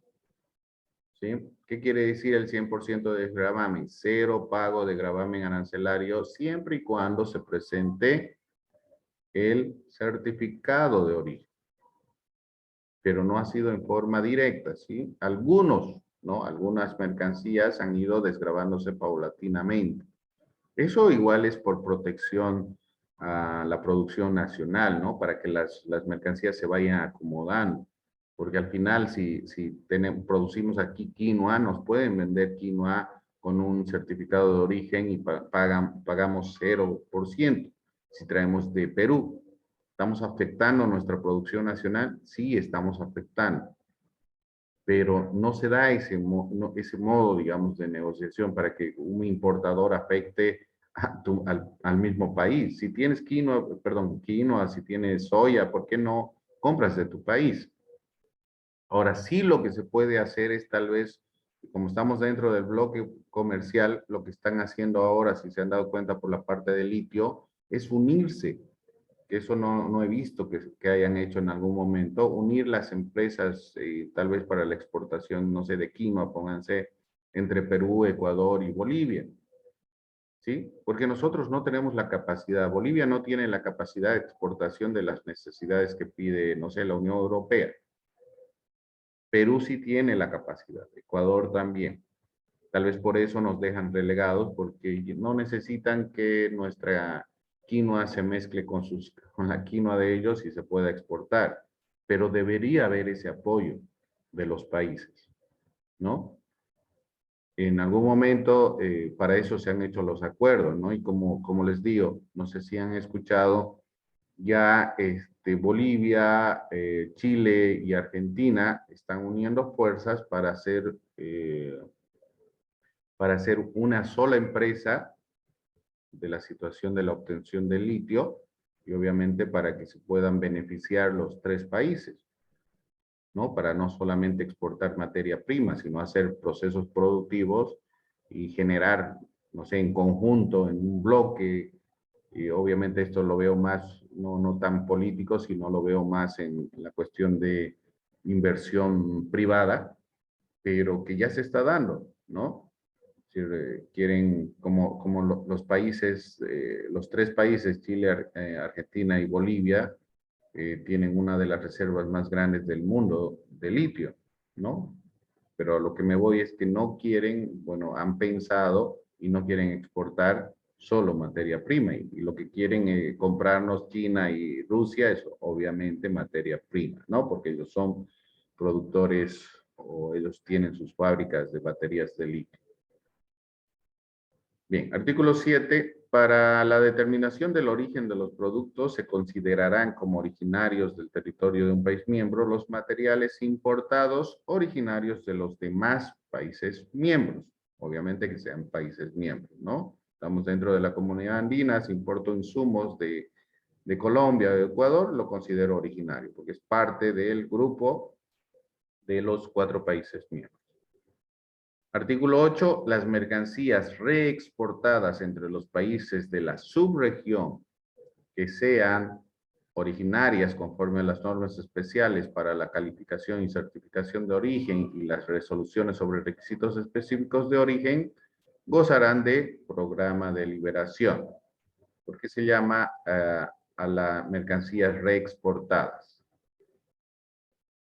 Vienen a un país o van a un país como exportación y la pueden reexportar de ese país. ¿Cosa de un programa de liberación? Sí, porque yo lo llevo a Perú, ¿sí? De allá lo pueden vender a cualquier otro país, pero en su país, ¿sí? No va a pagar el gravamen arancelario, ¿sí? Por eso va a gozar del programa de liberación. Así, en los otros países, esa mercancía lo revendan, por ejemplo, ¿no? O lo reexporten a otro país. Artículo 9. Para ser consideradas originarias del territorio de cualquier país miembro y sin perjuicio de lo establecido en el artículo 4 de la presente decisión, las mercancías deberán ser expedidas directamente. Esto también es parte importante que tenemos que conocer nosotros dentro de la comunidad andina y de los otros países, porque la misma normativa la van a ver en la resolución 252, en la normativa del Mercosur, en la normativa de la C66, en la normativa de de Bolivia a Venezuela cuando hagan o cuando terminen su trabajo. Se considerarán expedidas directamente del territorio de un país miembro exportador al territorio de otro país miembro importador. Las mercancías transportadas únicamente a través del territorio de la subregión. Ejemplo les pongo, ¿no? Ejemplo, antes de continuar. Si Bolivia va a exportar alguna mercancía al Perú, ¿sí? El Perú, tenemos una salida por desaguadero hacia el Perú, dependiendo el departamento, el lugar donde vamos a exportar, ¿sí? Las mercancías tienen que ser transportadas únicamente a través del territorio de la subregión. Pero, ¿sí? Pero en el caso de que esta mercancía se vaya por Chile, pierde el carácter de originaria, ¿no? Y puede someterse a algún proceso también, porque la mercancía que tenía que ir a hacer por Chile. Si se dan cuenta, después vamos a ver el aspecto geográfico. Pero tenemos salida directa al Perú, de Bolivia al Perú, o si vamos a exportar a Ecuador, también tenemos salida directa por Perú, que es un país miembro, ¿verdad? Entonces, puede perder o pierde, que en algún momento han perdido el certificado de origen por irse por Chile. ¿Qué tiene que ver Chile en este caso, en la expedición directa? Expedición, por si acaso, es el medio de transporte o cómo se lo va a llevar, cómo se va a transportar las mercancías dentro de la región. B, las mercancías transportadas en tránsito por uno o más países de fuera de la subregión, con o sin transbordo o almacenamiento temporal, bajo vigilancia de la autoridad aduanera competente en tales países, siempre que, ya esta es la segunda parte donde les decía, ¿no? El tránsito esté justificado por razones geográficas o por consideraciones relativas a requerimientos del transporte. No estén destinadas al comercio, uso o empleo en un país de tránsito y no sufran durante su transporte y depósito ninguna operación distinta a la carga y descarga o manipuleo para mantenerlas en buenas condiciones o asegurar su conservación. Si hemos visto el inciso A, ¿sí? Únicamente se tiene que transportar mediante los países de la subregión. En caso de que por justificaciones o razones geográficas, ¿qué les puedo decir? Para ir a Ecuador, tengo que pasar por Perú, sí o sí, ¿no? Entonces, ahí hay una justificación geográfica. El transportista tiene que avisarle a la aduana de ingreso al Perú que va a pasar, que solamente es un tránsito, va a pasar por esa aduana y va a salir por la aduana donde va a hacer el ingreso a Ecuador, pero por estas razones justificadas. Y obviamente la aduana de Perú va a hacer un seguimiento, de esta mercancía, porque esa mercancía no está destinada para que se descargue o para que se emplee en Perú, ¿verdad? No tiene que sufrir ninguna descarga, ningún cambio dentro de ese país, porque es solamente un país de tránsito. ¿Se dan cuenta? Podemos poner un ejemplo también de Bolivia. Bolivia es el corazón de Sudamérica. Y cualquier cosa, cualquier mercancía que llegue por el Atlántico hacia Brasil, por ejemplo, tiene que pasar dos países de tránsito, ¿no? Porque al final Chile tampoco le está vendiendo la mercancía a los brasileros. Ya sería un país de tránsito. Ahí habrían dos países de tránsito, si es que llega mercancía para Brasil por el Pacífico, ¿no? Si llega por el Pacífico, tiene que pasar Chile y obviamente tiene que pasar Bolivia, transporte terrestre, para que llegue directamente a Brasil. Por razones geográficas, sí. Pero en este caso, si hablamos de esa situación, sí podría haber el caso de que dentro de la Asociación Latinoamericana de Integración, por ejemplo, tal vez desde Colombia le están vendiendo algo a Brasil y la forma más rápida es enviarlo de un puerto de Colombia hacia el puerto de Arica y de ahí tomar ya la vía que va directamente entre Chile, Bolivia hasta Brasil, ¿verdad? Habría que ver bien la cuestión logística también para utilizar ese tipo de envíos, ¿no? Siempre y cuando sea un contenedor de 20 o de 40 pies, porque por lo demás tendría que ir vía aérea, por ejemplo, ¿no? Pero se tiene que tomar en cuenta esto, ¿no? Y por esas razones, si no ha habido control o vigilancia aduanera, pierden el certificado de origen. Y para algunas mercancías es un montón de plata, ¿no? Perder el certificado de origen, porque eso les ayuda como un desgravamen para no pagar el gravamen arancelario en el país que le corresponde. El artículo 10, a propuesta de un país miembro, la Comisión podrá adoptar en cualquier momento normas especiales de origen referidas a sectores específicos, siguiendo el procedimiento establecido en el literal B del artículo 26 del Acuerdo de Cartagena. Artículo 11, para los efectos de la presente decisión, no se consideran procesos de producción o transformación las siguientes operaciones.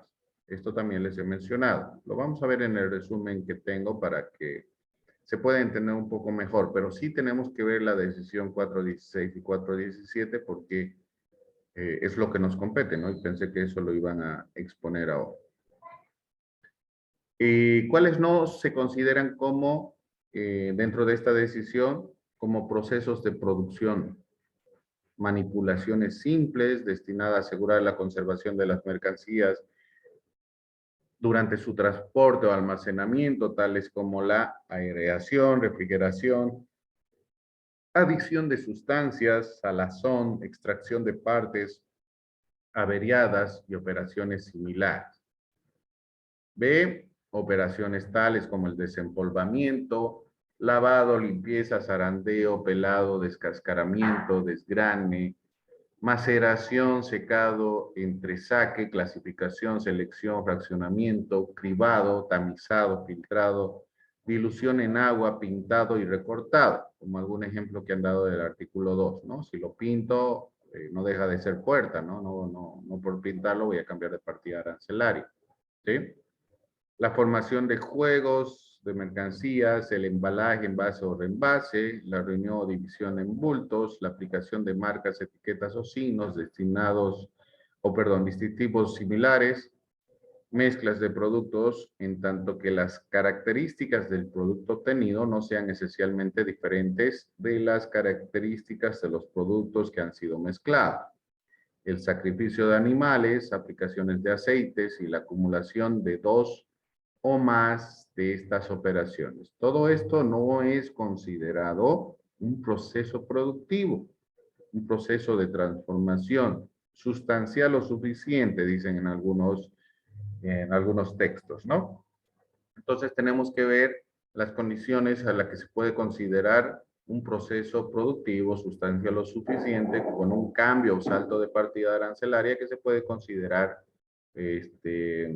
como originaria una mercancía dentro de nuestro territorio. El capítulo 3 habla de la administración. De la declaración y certificación. Artículo 12. El cumplimiento de las normas y de los requisitos específicos de origen deberá comprobarse con un certificado de origen emitido por las autoridades gubernamentales competentes o las entidades habilitadas para tal efecto por el país miembro exportador. Para la certificación de origen, las autoridades gubernamentales competentes o las entidades habilitadas deberán contar con una declaración jurada suministrada por el productor en el formato a que hace referencia a la disposición transitoria primera de la presente decisión. Hay documentos que se tienen que utilizar. Hay documentos que no son considerados certificados de origen, pero sí se tienen que realizar, justamente como lo que nos mostraba en la exposición, ese documento para que pueda registrar, ¿no? Que es diferente, no es el certificado de origen. Y como hablan acá, hay una declaración jurada que lo hace el exportador, que tampoco es el certificado de origen. sino es una declaración jurada del exportador que lo hacen ante la autoridad competente, que en nuestro caso es el Cenavex, indicando que él es el productor, que él está cosechando, que él está, no sé, haciendo una fabricación de ciertos productos que sí son, o ellos lo consideran originarios, dependiendo del país que vamos a exportar, pero en nuestro caso es la comunidad andina. Tomen en cuenta que solamente el registro y la declaración jurada no son, pues, documentos que te van a certificar como exportador. Por eso que hay la entidad competente y el Cenavex va y hace una verificación del lugar donde tienes o tu fábrica, o si cosechas o tienes plantaciones, cuántas hectáreas tienes, ¿no? Y dense cuenta que hasta eso es importante porque si tienes una hectárea no vas a exportar pues 30 o 40 contenedores de tu producto. Eso es imposible, ¿verdad?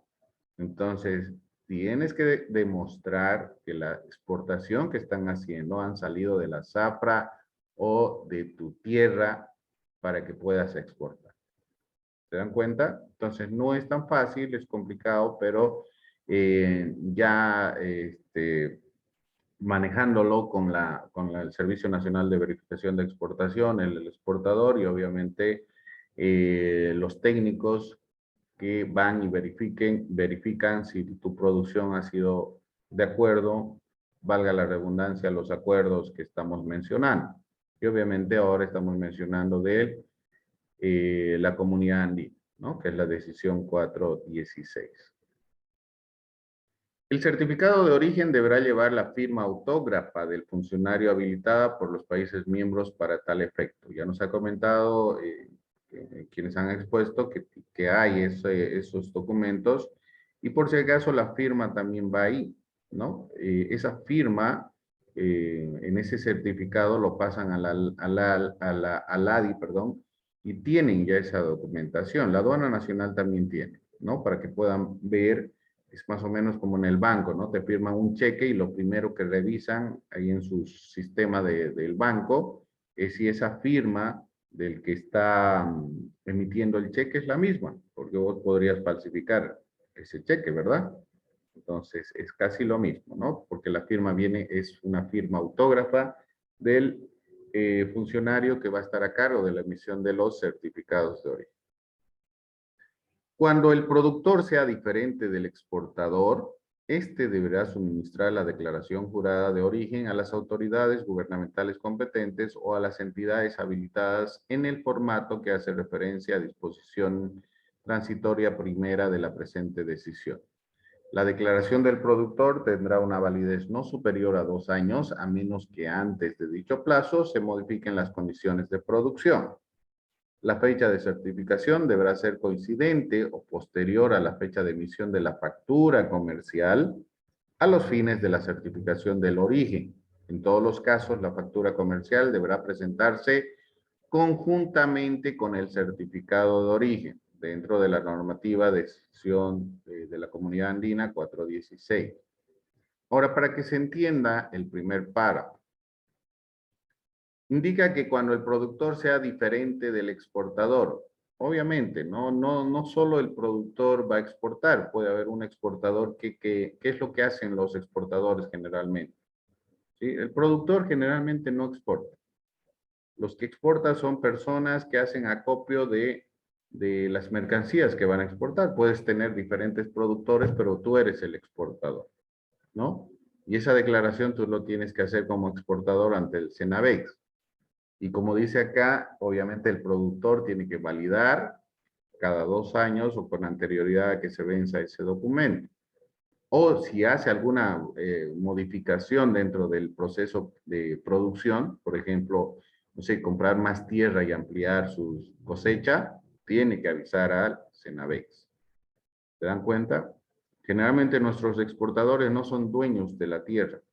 Generalmente nuestros exportadores son los que acopian de los productores, ¿sí? Les compran, ¿qué les puedo decir? La soya, por ejemplo, ¿no? Hay bueno, si bien a veces hay sindicatos que se dedican al acopio de todos los pequeños productores y ellos son los que generan las exportaciones. ¿Se puede hacer? Sí. ¿sí? Como les digo, generalmente los exportadores son los que acopian todas las mercancías que van a exportar, porque un productor no tiene a veces la capacidad, ¿no? Yo conozco en el caso de La Paz, por ejemplo, o de Oruro, perdón, en el caso de la producción de la quinoa real, ¿no? Ahí tienen sindicatos de productores de quinoa, y eso lo venden a su federación, ¿no? Y los de la federación ya tienen gente que se dedica a la exportación porque ya tienen sus bolsas, nombre y todo, y ellos les pagan, obviamente, a los productores, ¿no? Que para exportación tiene que ser un poco más, un poquito más fuerte el efectivo, ¿no? Entonces, generalmente se hace eso en la situación de la quinoa, ¿no? No es solo un productor que exporta. Por la cantidad o necesidad de los otros países, se necesita de muchas cantidades, ¿no? Y eso es lo que les decía algún momento, ¿no? Lo malo de Bolivia es que fuera de la calidad no cumplimos con los requisitos a veces de cantidad que nos exige, que les digo, Japón, China, la Unión Europea, ¿sí? Porque si quieres exportar a China, te va a pedir más de 20, 30, 40 camiones, es lo que ha sucedido con la carne, ¿no? Pero bueno, les hemos dado un límite de lo que podemos exportar o no, para que no nos quedemos sin carne en Bolivia. Cuando las mercancías objeto del intercambio sean facturadas desde un tercer país miembro o no de la subregión, el productor o exportador del país de origen deberá declarar que las mismas serán comercializadas por un tercero, indicando el nombre y demás datos de la empresa que en definitiva sea la que factura la operación de destino, ¿sí? Esta es la facturación de un tercer país o por un tercero. ¿Que se puede dar? Sí se puede dar. Si hablamos de la comunidad andina, puede haber una transnacional que tenga su empresa en Colombia, pero su base o su tienda principal está en, no sé, en Estados Unidos, ¿sí? La factura puede salir de Estados Unidos, pero no deja de ser originaria las mercancías que me van a enviar dentro del bloque, obviamente, que me van a enviar de Colombia hacia Bolivia. Pero dentro del certificado de origen tengo que decir que es una facturación por un tercer país o por una tercera persona, pero que tiene que estar especificado, ¿no? Que no necesariamente el exportador es el que va a estar registrado dentro de la factura comercial, pero el certificado de origen sí es válido, porque esa mercancía se está produciendo, se está fabricando dentro de la región, ¿verdad? Veamos el artículo 13 y hasta aquí va a entrar la evaluación, por si acaso, de todo lo que hemos ido avanzando y hasta el artículo 13 del capítulo 3, sección 1, va a ingresar el examen.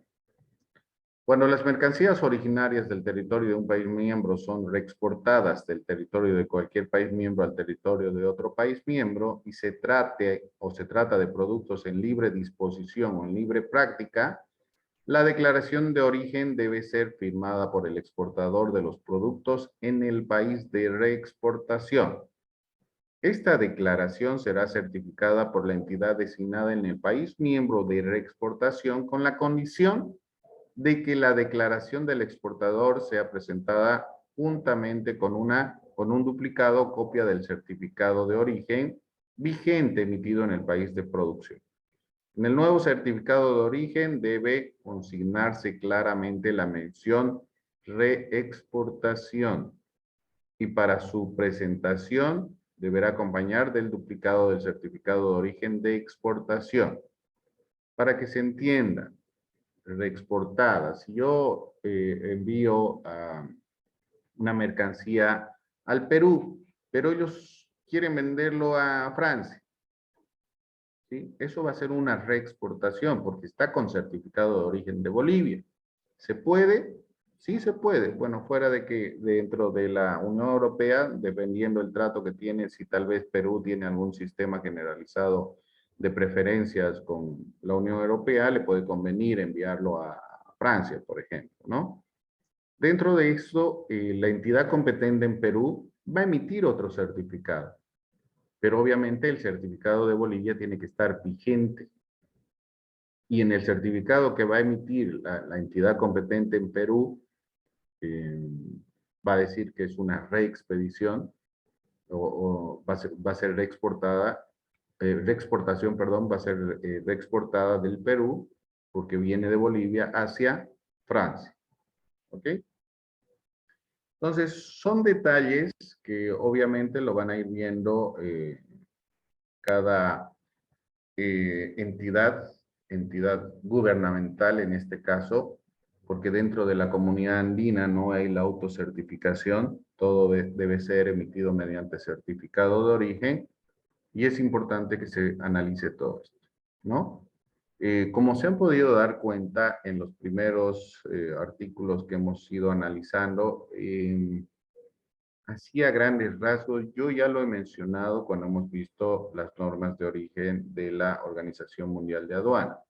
O si han leído, si han tenido el tiempo de revisar el documento del convenio sobre normas de origen o la normativa de la organización, que son menos de 12 páginas, está lo mismo que se ha mencionado acá, ¿no? Pero obviamente la normativa de la Organización Mundial de Aduanas es más general, ¿no? Aquí es más cerrada o tiene o da mayores luces a ciertos países en determinados aspectos, ¿no? Como los requisitos específicos de origen. ¿Se encuentran por ahí? No veo a nadie en clases.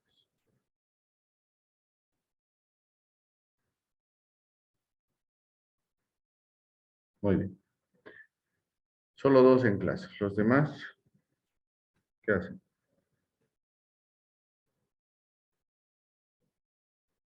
Ya está, aquí sí.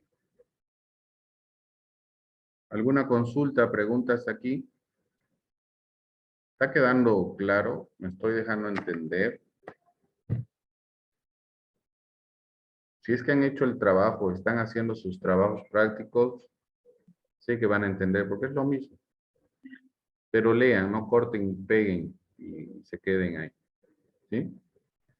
Este trabajo debería serlo de la comunidad andina, ¿no? Porque es la decisión y la normativa que deberían explicar. No estaba en mi afán de explicarles, pero es importante porque estamos dentro de la comunidad andina.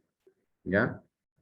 Entonces vamos a concluir con la decisión 416 el día jueves, pero hasta el punto 13, al artículo 13, va a entrar el examen. ¿Ok? Vamos a ver si lo hacemos virtual, si sigue esto, esperemos que no.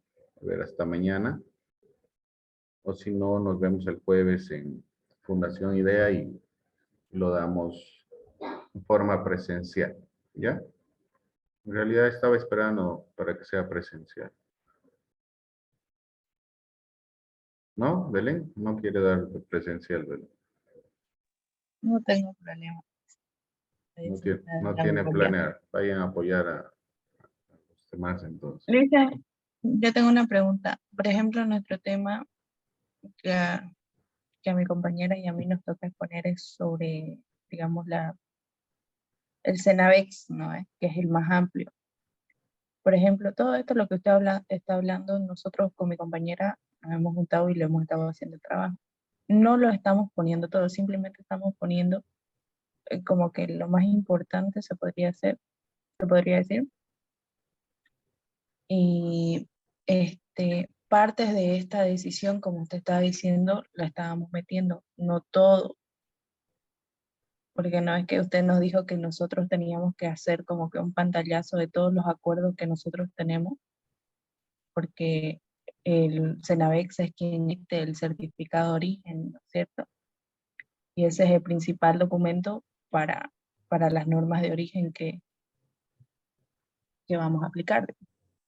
En sí, Entonces, el pantallazo que deberían ver del CENAVEX es que todos conozcan y sepan qué hace el CENAVEX, ¿no? Qué normativa fija el CENAVEX para que los exportadores. Ahora, si he mencionado exportadores o productores, ¿cómo hacen su trabajo?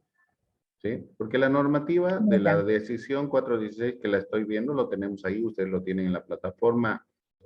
Por eso dije, pensé que los que iban a exponer de la comunidad andina expusieron 2 artículos, pero para mí todo es importante. Y es muy difícil resumir la normativa legal. Es por eso que algunos me han preguntado, ¿se puede hacer a pulso? En este caso del trabajo práctico final, no, porque es normativa que tienen que poner dentro de su documento, ¿no? Y un documento, resumirlo es difícil. Más bien, la normativa legal, lo que tienen que hacer ustedes es saber interpretar, ¿sí? Más o menos con lo que si estoy leyendo la normativa, porque son todos sus artículos, tenemos que conocer, les estoy explicando para que se pueda entender cada uno de los artículos, ¿verdad? Pero dentro del CENAVEX es lo que te digo, ¿no? Es decir, fuera de los acuerdos de complementación económica, también tenemos certificaciones que se emiten para la Unión Europea, porque tenemos un sistema generalizado de preferencia que lo llaman SGP Plus, que es netamente para la Unión Europea. Y si bien te registras ante el RUEX, el Registro Único del Exportador, para la Unión Europea tienes que registrarte con el REX, ¿no? ¿Qué es el REX? ¿Qué es el RUEX? ¿Qué es un SGP? ¿Con qué países? Es decir, esas cosas que tal vez nadie conoce en relación al CENAVEX. ¿Cuál es la función que hace el CENAVEX? ¿Sí? Porque la normativa está ahí. Ah, ya, Listen. Entonces, pasa que nosotros estábamos sacando prácticamente información de todos los acuerdos, como usted nos dijo, ¿no? Es que íbamos a hacer como que un resumen. Entonces, sí, va por esa línea, digamos, nuestro trabajo.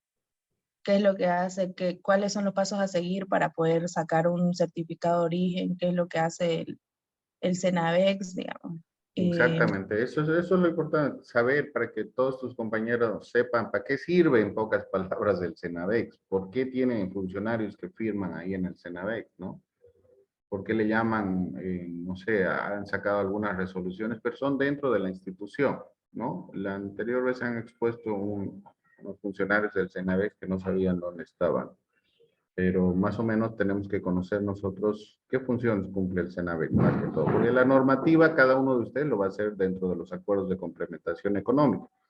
Ahora, dentro del trabajo que les he dado, como te digo, no está lo del SGP y está, y lo apartan porque tienen su bloque dentro de la página del CENAVEX referente a lo que te digo, ¿no? Del RUEX, del REX, que son netamente para la Unión Europea, ¿no? Esas cosas que tenemos que conocer, que tus compañeros tienen que conocer. Ah, ya listo, Listen. Gracias por aclarar. Ok. ¿Alguna otra consulta que tengamos?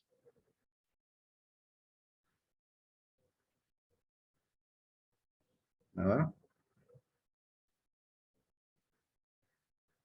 Bien, vuelvo a mencionar, ayudando a Romina y a Gary, si es que se animan, a por lo menos no quedarse con un 0, que exponen también el día jueves, van a ser los primeros en exponer, después va a exponer el grupo que le toca, aunque lo está haciendo solo Alessandro, porque Caterín Daniela ya no está. Y continuamos. Vamos a ver si vamos a verlo virtual o lo vamos a ver presencial, ¿ya? Yo creo que mañana, hasta el jueves, en la mañana ya sabemos si nos vamos a ver virtualmente o presencialmente, ¿ya? De todos modos, lo voy a preparar, voy a preparar la evaluación. Es que es diferente las preguntas, bueno, que casi son las mismas, pero diferente la forma cuando es presencial que cuando es virtual, ¿no? Entonces voy a analizar eso hasta el jueves. Muy bien, señores. Repasen, lean, estudien, tienen toda la información, han visto. Y repasen, por favor. ¿Ok? Nos vemos el día jueves entonces con la evaluación. Y no se olviden su trabajo práctico 2, que ya es para este 17, para el jueves, ¿no? Que está en la plataforma también. ¿Ya? No se olviden. Nos vemos, señores. Hasta el día. Ok, hasta luego, dice. Buenas noches, Licen. Listen. Chao, chao. Nos vemos.